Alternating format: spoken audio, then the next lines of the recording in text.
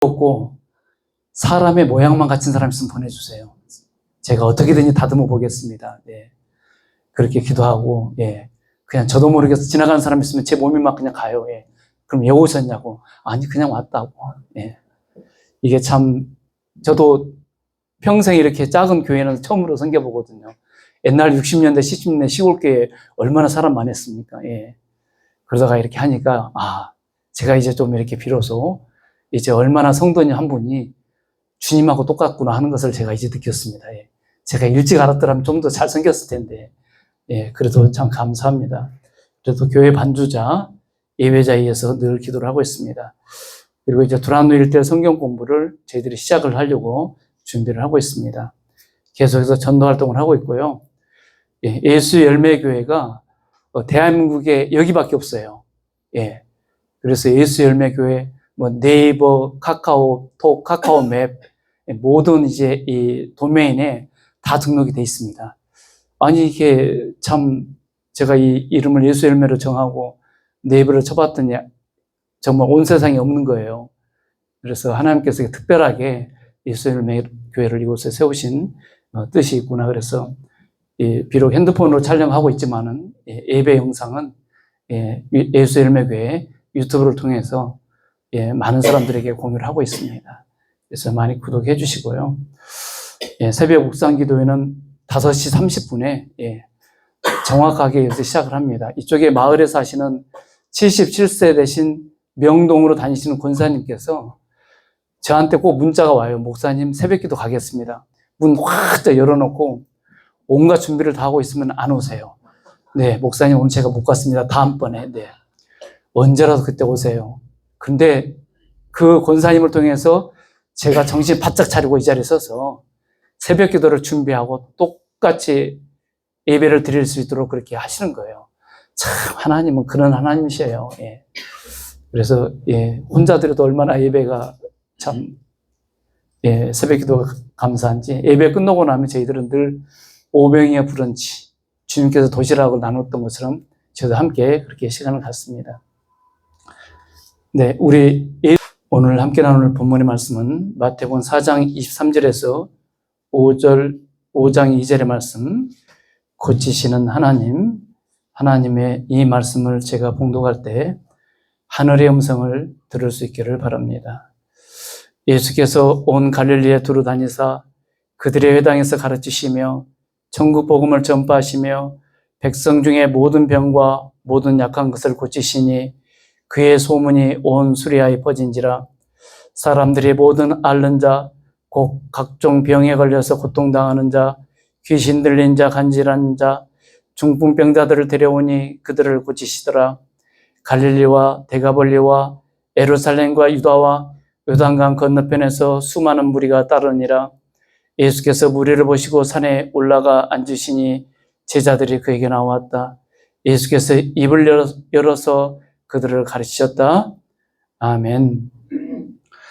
네, 오늘부터 이제 산상수훈의 말씀을 하기 앞서서 예수님께서 이 땅에 오셔서 가장 먼저 하셨던 사역이 무엇이고 이 땅에 하나님 나라와 그리스도의 백성들을 세우시는 목적이 무엇인지를 분명하게 마태복음을 통해서 말씀을 하셨습니다. 그리고 예수님께서 직접 당신이 오늘 온 갈릴리 온 땅을 다니시면서 그들의 해당에서, 그때는 어디 성전이 없었지 않습니까? 그들의 해당에서, 즉 유대인들의 해당에서 하나님의 말씀, 구약의 말씀을 가지고 이스라엘 백성들을 이를 가르쳤습니다. 그러면서 이제 병을 고치시고 그리고 천국 복음을 전파하시고 이 세 가지가 예수님께서 이 땅에 오셔서 가장 많이 하신 핵심적인 사역의 세 가지입니다. 우리는 건강하게 태어났습니다. 그러나 살아가면서 육체적으로, 정신적으로, 영적으로 얼마나 질병에 시달리고 살아갑니까? 우리가 교회를 다니고 예수를 믿든 안 믿든 불신자든 상관없이 우리의 인생 가운데 그러한 고통이 찾아오는 것입니다. 왜 그럴까요? 아니, 오히려 예수 믿고 살면 더 불편한 일이 많이 있습니다. 회사에서 마음껏 법인카드로 내 마음대로 흥청망청 쓰다가 예수 믿고 살게 되면 양심에 찔리는 것입니다. 내가 이렇게 살아가면 안 되겠구나. 예수 믿고 사는 것은 굉장히 불편합니다. 예수 믿고 산다고 질병이 안 옵니까? 더욱더 질병이 옵니다. 더 사업을 하다가 쫄딱 망합니다. 제가 경험해 봤지 않습니까? 그럼에도 불구하고 우리가 살아가면서 우리가 세상의 환경에 이런 것들이 우리가 휘둘리지 않고 이 땅에서 살아가면서 그리스도로서 해야 될 것이 무엇인지 이것을 오늘 본문은 얘기를 하고 있습니다. 이스라엘 백성들이 말라기 400년 이후에 오실 메시아는 오시지 않았습니다. 절망 가운데 있었습니다. 이스라엘에 온 유대인들이 이제 어떻게 했습니까? 실망 가운데 있습니다. 그들의 실망 가운데 있었던 유대인들에게 드디어 누가 나타났습니까? 메시아. 그토록 고대하던 메시아가 나타났던 것입니다. 그들의 꿈꾸는 메시아는 그러나 창 들고 칼 들고 말 타고 오신 메시아가 아니었던 것입니다. 나귀를 타고 오셨던 분입니다. 그 예수님이 이제 온 갈릴리를 두루 다니시면서 어떻게 합니까? 이제 복음을 전하는 것입니다. 그리고 예수님께서 먼저 복음을 전하시기 전에 그들의 질병을 고쳤습니다. 사람은 내가 아프면은 다른 것은 보이지 않는 것입니다. 내가 아픈 것이 가장 크게 아픈 것입니다. 그런 고통을 예수님께는 보시고 천국 복음을 전하기 시작하십니다. 우리는 교회 다니면서 하나님 나라, 바셀리아 톤 우라노스 킹덤 오브 갓, 하나님 나라 한자로 천국, 수없이 천국에 대해서 들어왔습니다. 우리가 길거리 가면은 예수 천국, 불신지옥 이런 피켓 전도를 지금도 하는 사람들이 많이 있습니다. 하나님이 이 세상을 창조하셨습니다. 특별히 사람을 창조하시고 나서는 하나님께서 보시기에 좋았더라 이렇게 했는데 사람을 창조하고 나서는 부사를 붙였습니다. 하나님께서 보시기에 심히 좋았더라. 아주 좋았다는 얘기입니다. 우리 여기 계신 권사님들 손주 보신 분들이 있으시죠? 저도 몇 주 전에 손주를 봤습니다. 그 요만한데 정말 다들 귀엽다고 합니다. 귀여운 구석이 하나도 없습니다. 그런데 가족들이라고 아주 좋다고, 그 형제들도 아주 좋다고 다 그렇게 단톡방에 올립니다. 하나님께서 우리를 창조하셨을 때, 특별히 사람을 창조했을 때 심히 좋았다고 성경은 얘기를 하고 있는 것입니다. 그런데 이렇게 심히 좋았더라고 칭찬했던 우리 인간이 살아가면서 하나님을 배반하기 시작하는 것입니다. 반역하기 시작하는 것입니다. 그래서 하나님께서는 독생자의 아들 예수 그리스도를 직접 이 땅에 보내셨습니다. 그래서 예수님께서 오셔서 이제 공적인 사역을 시작하는 것입니다. 그러면서 그들의 해당해서 가르쳤다고 오늘 얘기하고 있는 것입니다. 가르치는 것이 중요한 것입니다. 교육이 중요합니다. 우리나라, 이 나라 민족의 근대사를 보십시오. 어떻게 우리가 잘 살고 있습니까?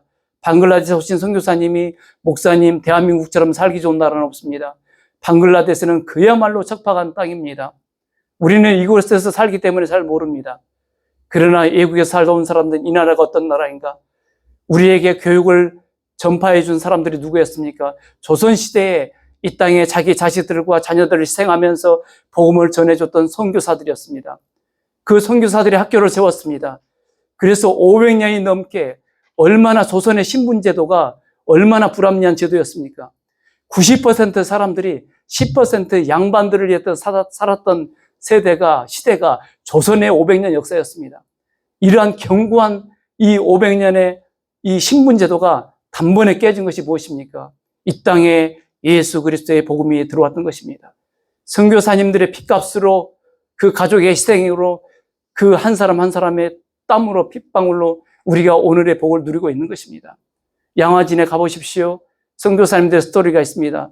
저도 목회 생활을 하면서 영적 전투력이 상실됐을 때, 약해질 때마다 양화진에 갑니다. 그들의 묘비를 하나하나 읽어보면서 그 선교사님들의 희생의 스토리를 보면서 내가 이 땅에서 목사로 어떻게 살아야 되는가, 내가 어떻게 그리스도로 살아야 되는가, 다시 한번 저의 정체성을 환기하는 시간을 갖게 되는 것입니다. 천국은 기독교 신앙과 성경 전체를 관통하는 핵심 개념인 것입니다. 많은 사람들이 죽어서 가는 내세를 얘기합니다.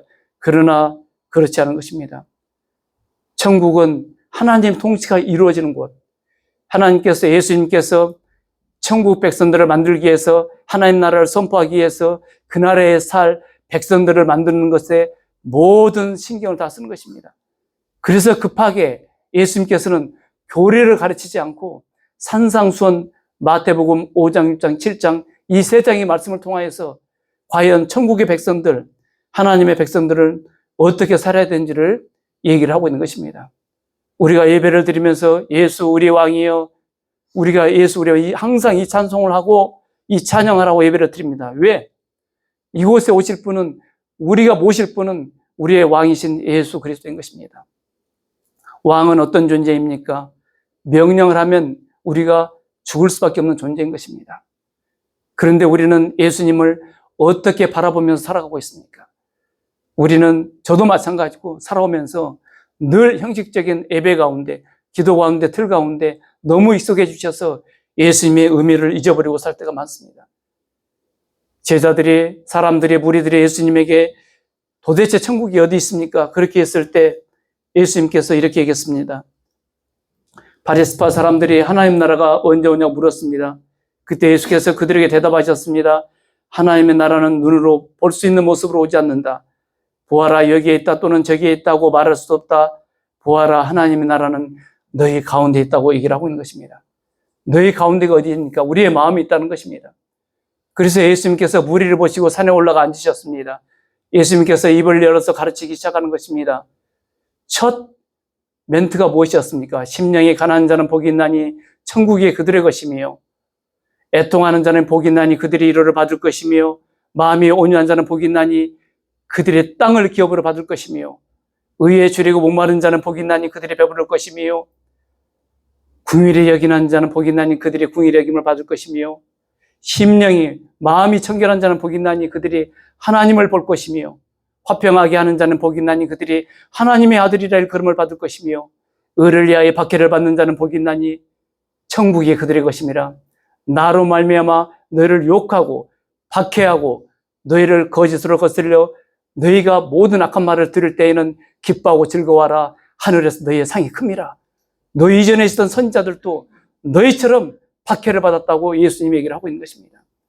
팔복이 무엇을 얘기하고 있습니까? 제가 이 산상수훈을 2년 동안 시골에 있으면 지리산 꼴짝에서 깊이 묵상을 했습니다. 주님, 언젠가 공예배가 시작될 때 이 팔복의 말씀을 한 절 한 절 깊이 있게 나누겠습니다. 어마어마한 메가톤의 아버지 하나님의 말씀이 있습니다. 메시지가 있습니다. 이 팔복만 제대로 우리가 알고 하나님의 뜻, 예수님의 나라가 어떤 나라인지 알게 되면 우리 이 땅에 살아갈 때 주님, 만나는 사람들에게 저는 행복합니다. 저는 기쁩니다. 감사합니다. 내가 어떤 환경이 있든지 간에 예수님이 나의 하나님이시요 나의 구원자이심에 감사합니다 라고 고백하지 않을 수가 없는 것입니다. 예수님은 온 갈릴리를 두루 찾아가셨습니다. 이스라엘 백성들이 많이 아팠습니다. 특별히 갈릴리는 어떤 곳입니까? 저 북쪽 아람 땅 시리와 경계 지역에 있는 곳입니다. 소외된 지역인 것입니다. 먼저 그곳에 예수님은 찾아가셨습니다. 그런데 그 소민이 예루살렘과 갈릴리뿐만 아니라 데가볼리는 10개 도시라는 의미입니다. 예루살렘과 유대와 요단강 건너편에까지 예수의 소문이 났다고 오늘 성경은 얘기를 하고 있는 것입니다. 예수님께서 가장 먼저 첫 번째 했던 말씀이 무엇입니까? 중요한 말씀입니다. 마태복음 4장 17절에 이때부터 예수께서 비로소 전파하여 이르시되 회개하라 회개하라 천국에 갖고 왔느니라. 예수님이 마태복음 4장 17절 이 말씀이 공생에서 가장 첫 번째 하셨던 말씀인 것입니다. 우리는 수없이 교회 가서 회개라는 말을 많이 들었습니다. 이 예수 열매교회도 회개 합당한 열매, 의의 열매, 빛의 열매, 성령의 열매, 성교 열매, 이 삭개오의 얘기를 제가 이렇게 써놓은 것입니다. 왜 그런데 예수님께서 먼저 회개하라고 얘기를 했을까요? 회개할 때 하나님 나라 천국이 임하는 것입니다. 회개는 내가 움켜쥐고 있던 모든 내가 그렇게 살았던 삶을 버리는 것입니다. 사도 바울의 표현을 빌자면 화장실의 배설물로 여기는 것이 회개인 것입니다.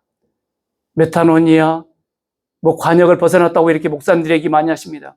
그러나 제가 볼 때 회개는 전부 버리는 것입니다. 일부 버리는 것이 아니라 전부 버리는 것입니다. 우리가 화장실에 갔다 옵니다. 전부 버렸을 때 우리 속에 평안이 옵니다. 그러나 일부 버렸을 때 어떻게 합니까? 계속 고통 가운데 있는 것입니다. 회개는 마치 그런 것입니다. 그래서 예수님께서 먼저 회개를 하고 있는 것입니다. 저도 몇 달 전에 염증으로 굉장히 치통으로 고생을 했습니다. 한 6개월 만에 항생제 먹고 갔더니 선생님 뽑고 나서 저한테 한마디 했습니다. 이렇게 뿌리가 상한 이빨 염증을 참느라고 얼마나 고생했냐고. 왜 이렇게 어리석냐고. 진즉 와서 그거 뽑아냈으면 얼마나 개운했겠냐고. 옛날에 어르신들이 앓던 이 뺐을 때 그 시원함을 제가 경험을 했습니다. 우리가 회개는 바로 이런 것입니다. 우리가 가져야 되지 않을 것을 가지고 있는 것입니다. 이걸 버리는 것입니다. 인생이 힘들고 아플 때 우리의 치료자이시고 창조자이시고 구원자이신 주님을 찾아가야 됩니다. 그랬을 때 문제의 뿌리가 제거가 되는 것입니다. 내 앞에 가로막힌 갈등들이 해결이 되는 것입니다. 우리가 그 중심을 버려야 할 것을 버리지 못하고 움켜쥐고 있는 것이 큰 문제인 것입니다. 오늘 주님께서는 갈릴리에 치료자로 가셨던 것입니다. 온 갈릴리를 다녔었다고 말씀하고 계십니다. 아니, 갈릴리 사람들이 알았던 예수는 어떤 사람이었습니까? 목수 요셉의 아들이었습니다. 하찮은 목수의 아들인데 그 아들이 수많은 기적을 나타내고 있는 것입니다. 그래서 우리는 끊임없이 교회에 오면은, 아니, 어려서부터 평생 동안 죽을 때까지 그 이름 예수 그리스도를 부르고 있는 것입니다. 예수가 무슨 뜻입니까? 예수가 예슈야, 아람어 시리아 말로 메시아인 것입니다. 메시아가 히브리 말로 예슈야예요. 이걸 우리 한국에서는 예수라고 부르는 것입니다. 그래서 성경은 이사야, 여호수아가 예수한 것입니다. 이사야도 예수님, 호세아, 여호와는 구원자이시다. 계속해서 성경은 구원자 예수 그리스도, 메시아 예수 그리스도를 얘기를 하고 있는 것입니다. 그래서 마태복음 1장 21절에서 마리아가 아들을 낳을 것이니 너는 그 이름을 예수라 하라. 예수의 뜻을 성경은 친절하게 설명을 하고 있습니다. 항상 성경을 보실 때 앞에 있는 내용을 성경 뒤에서 반드시 풀이를 해줍니다. 다른 거 볼 필요가 없습니다. 그가 자기 백성을 그들의 죄에서 구원할 것이다. 여기서 특이한 단어가 들어가 있습니다. 어떤 백성입니까? 자기 백성입니다. 자기 백성이 무슨 뜻입니까? 자기 백성이란 것은 예수님을 나의 주인으로 고백하고 영접할 자인 것입니다. 우리는 지금 모여서 예수를 찬양하고 예수를 노래하고 예배를 드립니다. 세상 사람들은 예수하고 전혀 관계가 없습니다. 우리가 가지고 있는 성경책은 우리에게 생명의 책이라고 얘기를 하지 않습니까? 그래서 우리는 영어로 북 얘기하지 않습니다. 정관사 더를 써서 더 북이라고 얘기합니다. 왜? 그분의 말씀이란 얘기입니다. 그러나 세상 사람들에게 성경책은 그냥 하나의 북입니다. 막 갖다 버리는 것입니다. 그래서 영접하는 자, 곧 그 이름을 믿는 자들에게는 하나님의 자녀가 되는 권세를 주셨으니 이는 혈통으로나 육정으로나 사람의 뜻으로 나지 않냐고 오직 하나님께로부터 난 자라고 얘기를 하고 있는 것입니다. 제가 성도들에게 옛날에도 복음학교 이렇게 오면 성도들에게 얘기합니다. 영접하지 말고 용접하시라고. 영접하다 보니까 붙였다 뗐다 한다고 예수님을. 그래서 예수님과 하나로 내 몸이 되게끔 내 전 인격에 내 모든 삶의 자리에 예수를 받아들이게끔 용접하고 사시라고. 그래서 예수님과 한 통속이 돼서 사시라고. 제가 이곳에서 가장 많이 기도하는 것이 하나님, 오늘 또 임마누엘 동호 목사의 마음이 예수님의 마음과 같게 해주세요. 매일 동일하게 드리는 기도 제목입니다. 그러면서 찬송가 595장 남았던 본문을 이것을 갖다가 목사 되고 나서 지금까지 매일 새벽에 똑같이 부르는 찬송입니다. 안 그러면 헷갈립니다, 저도요. 조금 지나면은 점심때 되면은 낮에 태양 쬐는 것만큼 제 영성도 헷갈리기 시작하는 것입니다. 이게 우리 인간의 본성이에요. 저의 본성이고. 그래서 끊임없이 주님을 바라보고 하는 것이죠. 그래서 예수님을 용접하라고 얘기를 드리는 것입니다. 예수님이 온 갈릴리에 다녔던 것처럼 우리는 내가 머무는 동네에, 내가 머무는 이웃의 사람들에게, 친정들에게 복음을 전하기 위해서 나가야 될 것입니다. 주님은 오늘 본문처럼 말씀으로 가르칠 뿐만 아니라 또한 말씀으로 고쳤습니다. 시편 107편에 보면 주님께서 죄지은 이스라엘 백성들을 선대하는 장면을 이렇게 노래하고 있습니다. 어리석은 자들은 반역의 길을 걷고 죄악을 저지르다가 고난을 받아 밤낮까지 잃었으니 이미 죽음의 문턱에 이르렀다. 얼마나 죄를 지고 얼마나 고난이 극심한지 밤낮까지 이뤘다고 성경은 얘기를 하고 있습니다. 그래서 죽음의 문턱에 이르렀다. 그때 그들의 고난 가운데서 주님께 부르짖으니 주님께서 그들을 공경해서 구원해 주셨다. 단 한마디 말씀으로 그들을 고쳐주셨고 그들을 멸망의 구렁에서 끌어내셨다. 하나님의 말씀은 능력이 있습니다. 하나님 말씀은 권세가 있는 것입니다.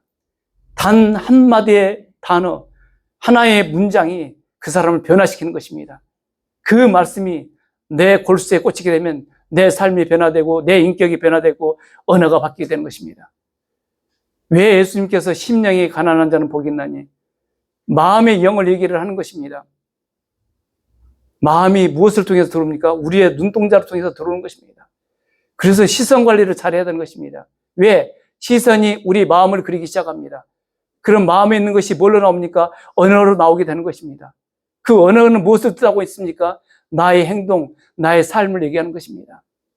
그래서 나의 행동의 첫 스타트 포인트 출발점은 우리의 시선인 것입니다. 그래서 우리는 늘 믿음의 주님이시여 우리를 온전하게 하시는 예수 그리스도를 바라보라고 끊임없이 얘기를 하고 있는 것입니다. 우리가 사람 보면 완전해집니까? 아닙니다. 목사 보면 완전해집니까? 더 아닙니다. 누구를 바라봐야 됩니까? 주님을 바라볼 때 완전해진 것입니다. 주님만을 바라볼 때 완전하지 않은 사람들을 우리가 사랑으로 바라볼 수 있는 시력이 생기는 것입니다. 마음이 생기는 것입니다. 그래서 내 앞에 있는 사람, 옆에 있는 사람들이 나를 힘들게 할지라도 내가 주님만 바라보고 있으면요, 전혀 그 사람들 때문에 내 삶이, 내 마음이 다치거나 영향받지 않는 것입니다. 제가 살아보니까 그런 것 같습니다. 예수님은 능력 있는 의원이었습니다. 우리의 등록성도는 없습니다. 그런데 여기저기서 아프다고 목사님 기도해 주세요, 상담하러 오신 분들은 계십니다. 어떤 자매님이 계십니다. 가까운 구파발에 계십니다. 50대 중반입니다. 1년이 넘게 입안의 염증 때문에 고통이 심합니다. 잠을 못 잡니다. 얼굴이 이그러졌습니다. 눈도 아픕니다. 코도 아픕니다. 남편도 없습니다. 아들과의 관계는, 가족과의 관계는 없습니다. 저한테 전화가 왔습니다. 목사님, 저는 버림받았습니다. 저는 버림받았습니다. 저는 이 고통을 어디에서 얘기할 데가 아무것도 없습니다. 목사님, 어떻게 해야 됩니까? 제가 어려서부터 다녔고 믿었던 하나님도 보이지 않습니다. 하나님도 없습니다. 목사님, 저는 어떡합니까? 저녁 8시에 주일날, 지난 주일 퇴근해서 집에 가 있는데 전화가 왔습니다. 목사님, 제가 목사님 교회로 가고 있습니다. 옷을 주소 좀 입고 왔습니다. 저도 생전 태어나서 처음 만났습니다. 1시간 가까이 얘기를 들었습니다. 마음이 아팠습니다. 그냥 그 자매님을 위해서 깊이 기도했습니다. 그리고 주중에 계속 새벽 4시, 6시에 전화가 옵니다. 문자가 옵니다. 그래서 우리가 기도하면서 당신을 치료해 줄 좋은 의사를 우리가 찾아봅시다. 그래서 내일 어디 병원에 예약을 해놨습니다. 우리가 인생의 고통이 심하면 예수 믿는다고 하면서도 예수님에게 뿌리를 내리기보다는 불신과 원망, 두려움, 걱정에 내 전부를 맡겨버리는 것이 우리 인간의 본성인 것입니다. 저도 옛날에 그랬었습니다. 그러나 우리가 힘들고 어려울 때 의심의 안개를 벗어버리고 예수님의 손안에 나를 전적으로 맡겨야 될 것입니다. 고질병을 지닌 사람들은 주기적으로 다니는 병원이 있습니다. 저도 6개월마다 서울대로 3개월마다 쌍문 성모안과로 가서 녹내장 치료를 받고 당뇨 치료를 받습니다. 그 한 사람에게 저의 질병을 보였을 때 그분이 저의 질병의 루트를 아는 것입니다. 트래킹을 하는 것입니다. 그렇기 때문에 정확한 처방을 하는 것입니다. 내가 아프다고 이것저것 내 인생이 힘들다고 이 사람 저 사람 찾아가게 되면 해답이 있습니까? 해답이 없습니다. 정답이 없습니다. 오히려 더 힘들어지는 것입니다. 여러분, 우리 마음의 질병, 육신의 질병, 그리고 심지어 의사가 어쩔 수 없는 고치지 못한 불치병이 있을 때 우리는 어떻게 합니까? 신앙이니까 예수님 앞에 무릎을 꿇는 것입니다. 2000년 동안 우리는 예수님을 보지 못했습니다. 그런데 성경에서 예수님이 얼마나 중요하기에 4개 복음서에서 예수님 얘기를 하고 있습니다. 4개 복음서에서 예수님 얘기를 하고 있는 것은 그만큼 중요하다는 것입니다. 우리의 믿음의 대상이 예수 그리스도. 그래서 우리는 주치의가 필요한 것입니다. 주치의는 주로 나를 치료해주는 의사인 것입니다. 우리 인생이 힘들 때 저와 여러분들의 주치의는 누굽니까? 우리가 그토록 부르짖는 예수 그리스도인 것입니다. 오늘 본문에서 주님은 모든 질병을, 모든 약한 것을 다 고치다고 얘기합니다. 사람들이 모든 앓는 자, 각종 병으로 고통당하는 자, 그들이 누구입니까? 귀신 들린 자, 간질하는 자, 중풍병자들을 데리고 오니 그들을 다 고쳐주셨다고 얘기를 합니다. 예수님께서는 못 고칠 병이 없습니다. 요한복음 11장 4절에 예수께서 들으시고 이르시되 이 병은 죽을 병이 아니라 하나님의 영광을 이하며 하나님의 아들이 이로 말미암아 영광을 받게 하려 합니다. 이 말씀은 나사로가 병들었다는 소식을 들은 예수님이 하신 말씀입니다. 눈앞에 질병이나 고통이 단순히 파멸이나 죽음으로 끝난 것이 아닌 것입니다. 그 고난을 통해서, 질병을 통해서 하나님의 크신 뜻과 하나님의 영광을 드러낸 통로로 쓸 때가 너무나도 많이 있는 것입니다. 그래서 우리가 예기치 않은 재난이 왔을 때 주님, 제가 아픈 이유가 무엇입니까? 주님, 내게 닥친 이 사건의 의미가 무엇입니까? 지난주에 우리 시골교회에 77세 된 이 성도님께서, 우리 이 집사님께서 그 전날까지 교회에서 수요일 날 성도들에게 전도 붙여주고, 날씨가 흐리니까 전도 붙여주고, 그 앞에서 춤도 추고 그렇게 했었는데 다음날 새벽에 그냥 쓰러지셔가지고 대합병원을 수술하셨는데 소천하셨다고. 그래서 이제 가족들이 다 모였습니다. 모여가지고 입관을 합니다. 그런데 남편 대신 80대 중반의 집사님께서 울지 말고 기뻐하자.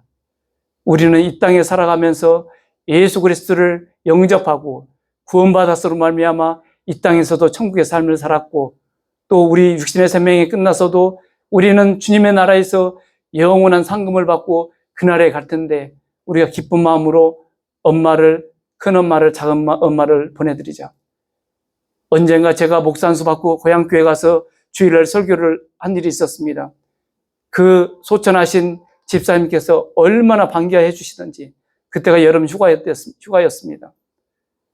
얼마나 기쁘게 성도들을 섬기고 공동체를 섬기고 이웃 마을 주민들을 섬기고 반찬을 만들어서 혼자 사는 나이 많으신 분들에게 반찬을 갖다 드리고 칭찬이 자자했습니다. 그분은 정말 행복하게 사시고 가셨던 것입니다. 그런데 그 상황 속에서도 그 남편 집사님께서 가족들을 소망으로 이끄는 걸 보면서 감동을 받았다고 그 장례에 참석한 분이 저에게 전화로 알려왔습니다. 지금이 얼마나 좋은 시대입니까? 웬만한 병은 다 고칩니다. 그러나 고치지 못할 병들도 많이 있는 것입니다. 그러나 하나님께서는 그런 모든 병을 고치셨던 것처럼 우리를 통해서 설령 질병이 낫지 못할지라도, 그래서 사나 죽으나 우리가 주님의 것이라고 고백하지 않은 것 아닙니까? 이렇게 고난받는 이스라엘 백성들, 중풍병자들, 간질환 환자들, 귀신 들린 자들을 고쳐주니까 소문이 온 수리아, 이 아람에까지, 시리아에까지 퍼졌던 것입니다. 수리아하면 나만 장군이 생각나지 않습니까? 나만 장군 와서 요동강에서 7번 씻고 나병을 낳았지 않습니까?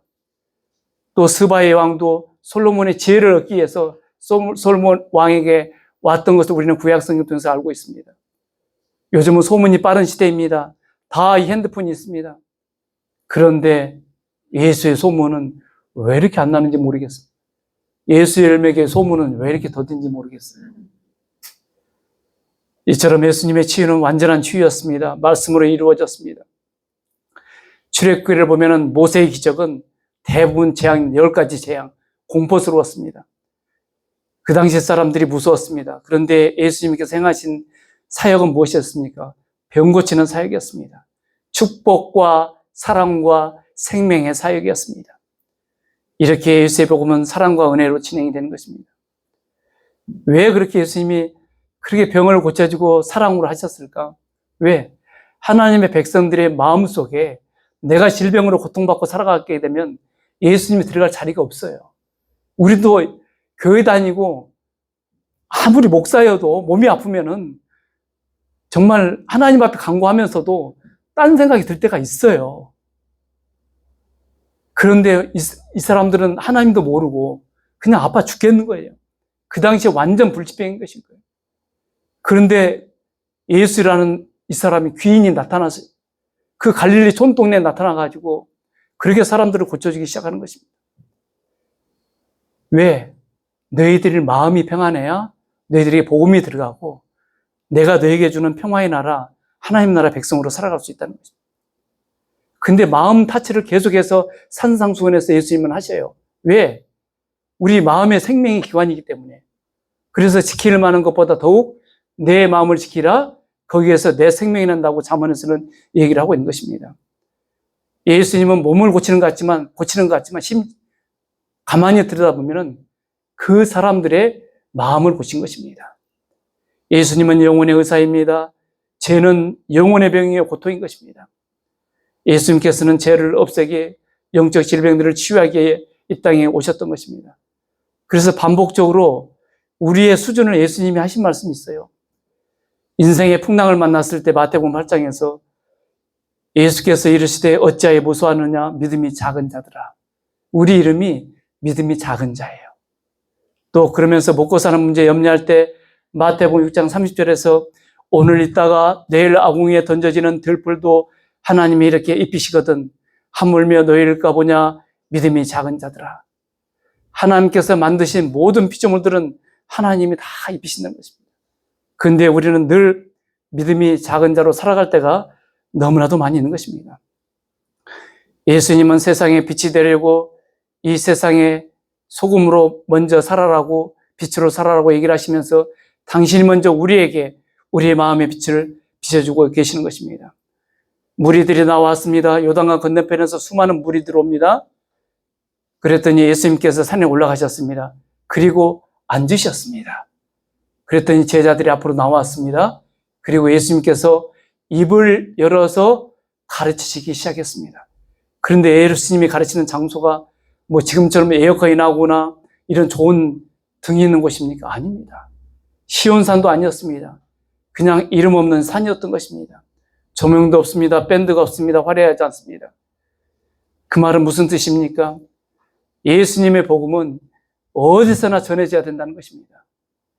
교회에서만 전해지는 것이 아니라 제가 그래서 여기 와서 우리가 주일날 이렇게 모여서 이걸 정확하게 영어로는 어셈블리라고 그래요. 집회라고 그래요. 집회라고. 그래서 캐톨릭에서는 이걸 뭐라고 얘기합니까? 라틴어로 미시아. 미시아가 무슨 뜻입니까? 영어로는 to send, sending, 파송하다는 뜻이에요. 그래서 우리는 주일마다 서로 모여가지고 파송식을 갖는 것입니다. 우리의 정체성은, 우리의 아이덴티티는 그리스도인이다. 그리스도인은 예수를 닮아가는 자다. 예수를 따라가는 자다. 예수의 마음을 소유하는 자다. 그렇게 해서 한번 정신을 가다듬는 것입니다. 그래서 우리는 주일마다 예배드리는 것은 파송식이에요. 세상 힘들잖아요. 얼마나 힘들고 거칩니까? 세상 사람들 얼마나 무섭습니까? 그 사람들을 대적하려면 우리가 무장하지 않고서는 세상에 가서 이겨나갈 수 없다는 것입니다. 그래서 우리가 이렇게 와서 먼저 예수님 말씀을 듣는 것입니다. 장소가 거룩한 곳이 아니고 사람이 거룩해야 된다. 장소가 깨끗하면 물론 깨끗해야겠죠. 그러나 사람이 깨끗해야 되는 것이죠. 60년대, 70년대 시골에서 시골 예배당 요것보다 조금 더 컸어요. 그리고 마룻바닥이었어요. 그때 자부동 뭔지 아시죠? 방석 놓고 예배를 드려요. 그럼 우리 애들이 제가 뭐 홀리기 때니까요. 막 그냥 얼마나 집 좁은 데서 있다가 초가집에 있다가 교회 가니까 막 뛰고 난리예요. 그러면은 꼭 강대상을 이렇게 걸레로 닦는 집사님이 계세요.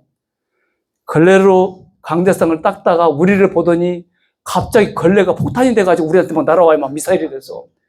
막 그냥 뭐라고 막 이분 또 그냥 이 세상에서 골목에서 쓰는 언어를 쓰면서 막 우리한테 막 갑자기 막. 그때는 뭐 교회 예배당이 중요한 거예요. 예배당 먼지 안 닦게 이것만지 마음을 닦는 건 아니에요. 이게 우리 한국교회 참 만연해요. 제가 살아와 보니까 저도 그랬었고 예수님께서 장소가 거룩한 것이 아니라 이 마음이.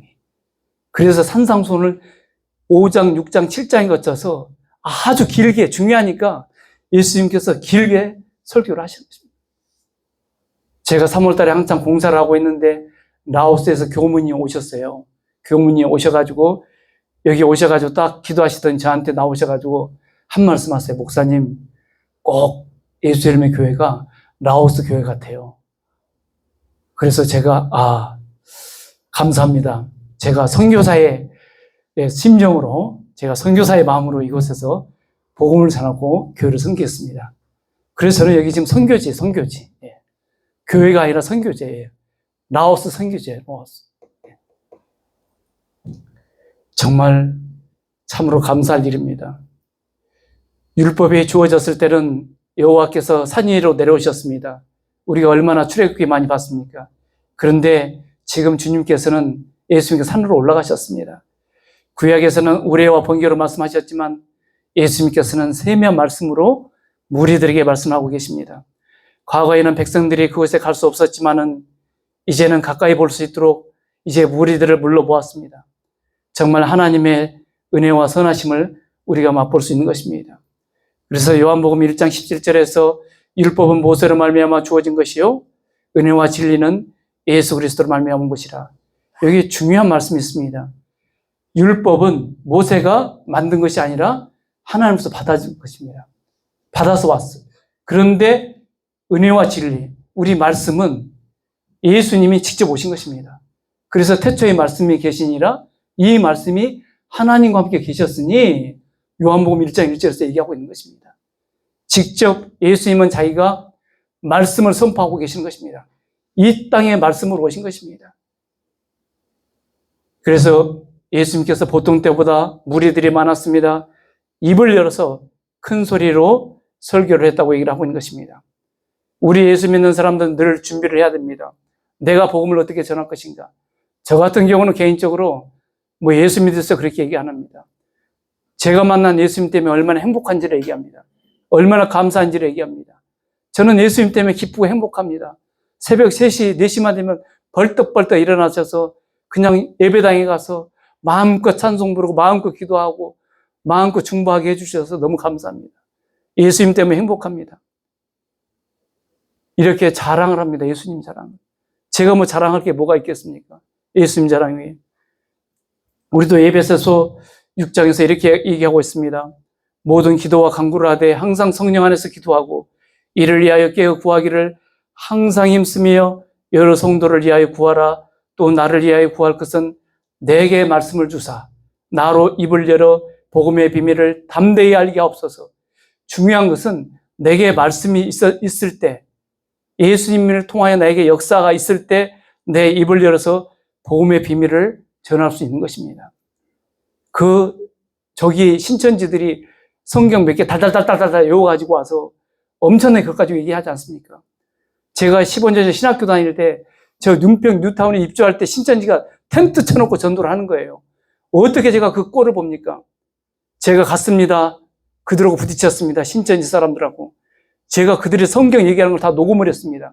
녹음을 해가지고 그 말씀에 대응하는 말씀을 달달달달달달 암송을 해가지고 계속 갔습니다. 한 달 동안 갔더니 텐트 걷었어요. 지금은 신천지들이 어떻게 포기하고 있습니까? 이쪽에 연신내, 구파발, 불광도 가면은 인상 좋으시네요. 저 평생 그런 소리 듣고 살았습니다. 그럼 뭐 하는 사람이야? 저는 예수 믿어 복 받으라고 전하고자 하는 사는 사람입니다. 네, 안녕히 가세요. 다 신천지인 것입니다. 얼마나 신천지가 규모하게 그렇게 다니는지 모릅니다. 제가 전도지를 갔다가 2,000통 이상 뿌려보니까요. 우체통에 나온 것은 정통 전도지는 하나도 없고 하나님의 교회, 세미나 한다는 이 전도지 하나 발견했어요. 제가 을지로로 인쇄하기 위해서 보냈더니 을지로에서 사장님이 목사님 죄송한데 요즘은 교회에서 전도지 안 만들어요. 딴 데 알아보세요.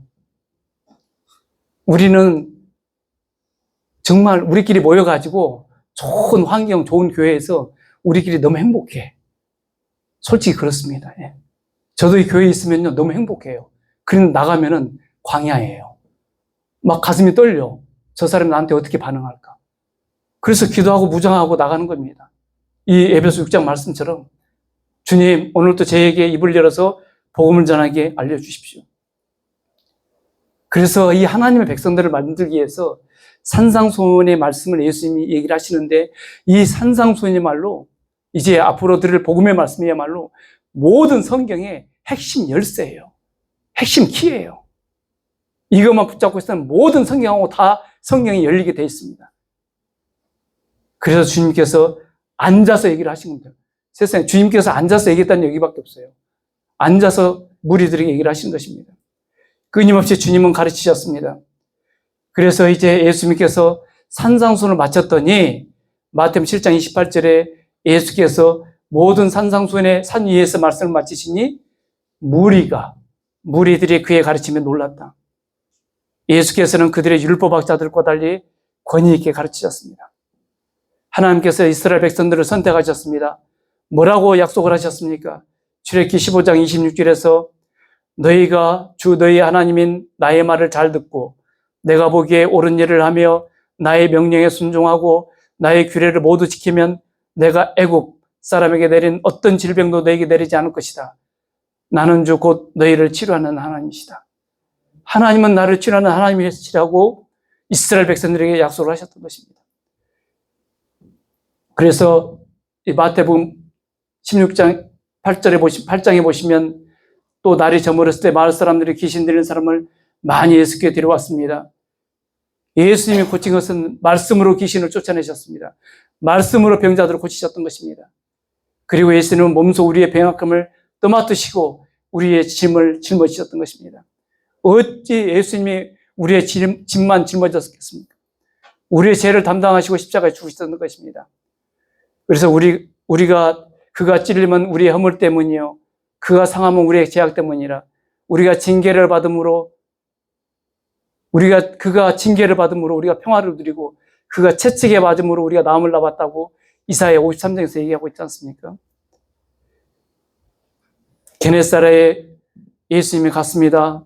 병자들을 사람들이 다 두루 통제해서 그 근방에 두루 통제해가지고 뭐라고? 우리 게네사렛 땅에 예수님이 오셨다. 주님이 오셨다.